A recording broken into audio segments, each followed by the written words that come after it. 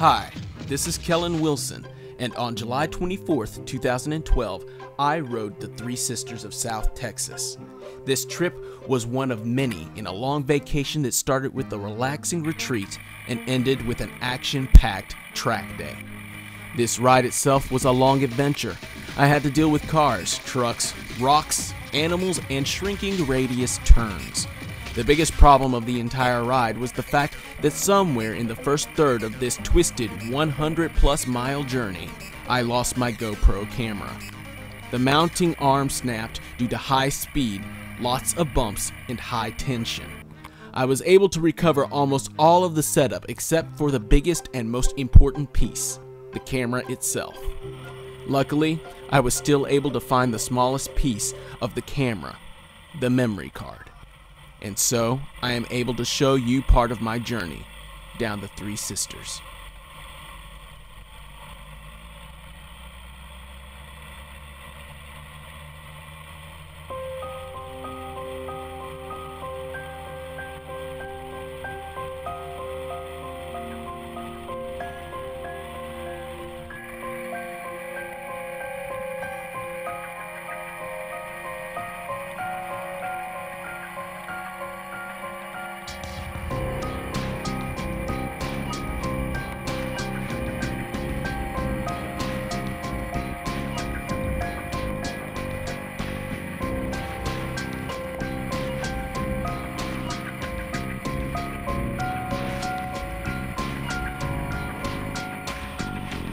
My journey started out with a light practice in Medina, Texas. From there, I got on Ranch Road 337 towards Vanderpool, Leakey, and Camp Wood.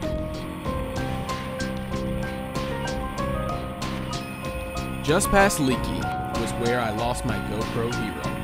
The road had straightened out for a bit, and so I turned off the camera to save battery life. In anticipation of hitting a new set of curvy roads, I stopped my bike, reached back to turn on my camera, and found that there was nothing there. This did not hinder my journey though. I continued on and eventually I crossed a sign just like this. These signs were posted all up and down the Three Sisters to warn riders that people have died on these roads. This place was definitely not a land for people riding outside of their limits.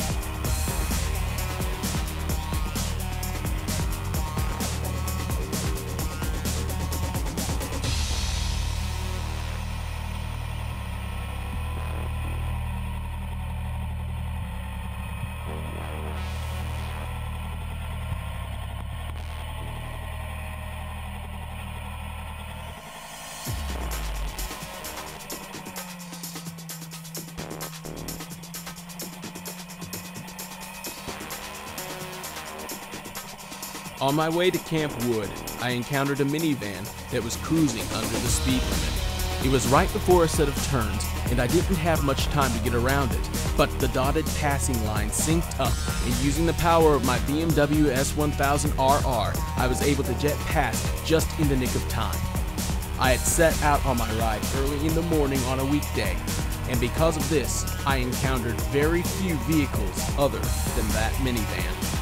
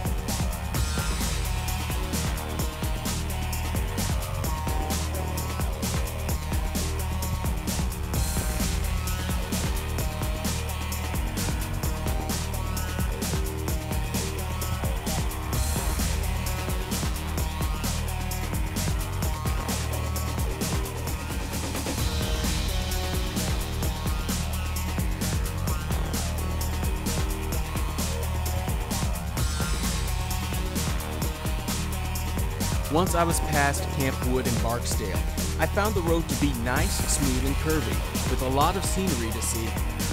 There were clear blue rivers and streams, verdant valleys filled with cattle grazing on fresh green grass, and the hills took me up and down and through the beautiful streams and meadows.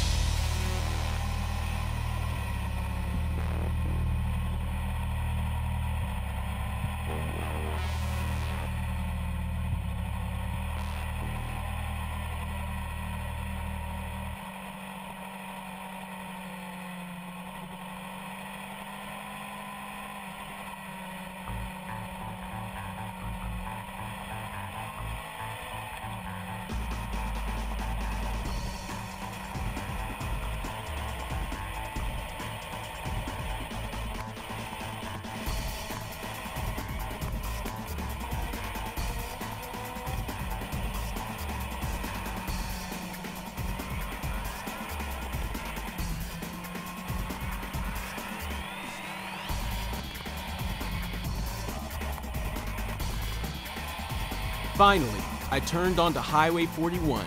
It was the straightest shot on my entire ride, and I wasn't too happy about riding in a straight line again. But before long, me and my trusted steed, the Blue Devil, were back upon Twisty Highway as we reached Ranch Road 336. I was surprised by the sudden lack of fences when I started down 336. Nature was now coming up to and spilling over the sides of the road as I went flying by. Nothing was separating me from the grass or the rocks or the cows, nor was I separated from the long drop-offs presented by cliff sides as I carved left and right through the near mountainous hills. Cattle guards also reached out from the innards of the earth to surprise me every once and again, forcing me to sit up and slow down out of a few corners.